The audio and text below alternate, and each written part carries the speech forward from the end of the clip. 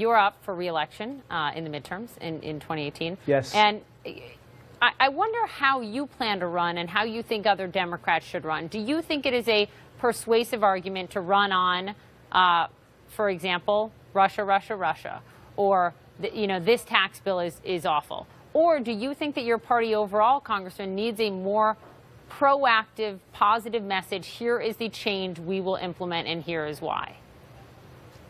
Yes, I think that we need a positive vision and a positive agenda to run on. For me, the reason I was hired by my constituents was how do we grow and strengthen the middle class of America? And so what I've been focused on and kind of my positive agenda has been focused on career, technical, and vocational education. It's the idea that although a four-year college degree may not be for everybody, a post-secondary education must be. And if we provide that secondary education, we can start to fill some of those 6 million unfilled jobs in the economy right now because employers can't locate the skills and the knowledge necessary to fill them. So that's what I'm running on in my district.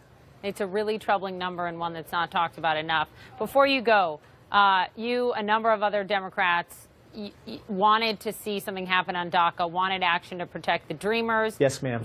Not just Democrats, by the way. Some Republicans want action on that, too. Yes. It didn't happen. You didn't get it. I mean, there were all of these threats about we're not going to let the government, be funded and go on, et cetera. You didn't get it. So how do you go back and face your constituents? What do you say to them when they come up to you and say, why didn't you do enough to protect Dreamers this year?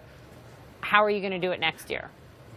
That's a very fair question. Basically right now, I think that there's not enough attention being paid to this issue.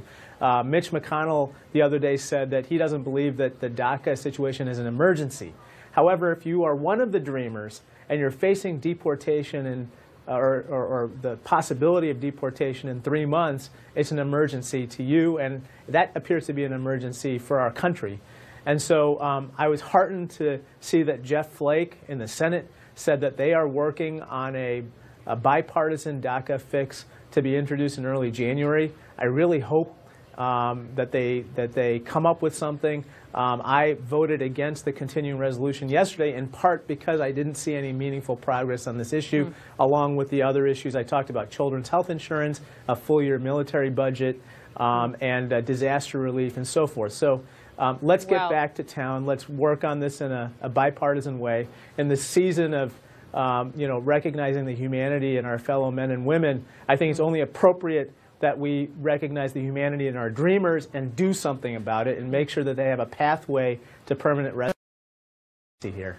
The president is tweeting this morning about bipartisanship and working with Democrats. We'll all watch what you do when you get back from break. Have a really nice holiday, Congressman. Thank you. Thank you. Thank you. You too. Thank you so much.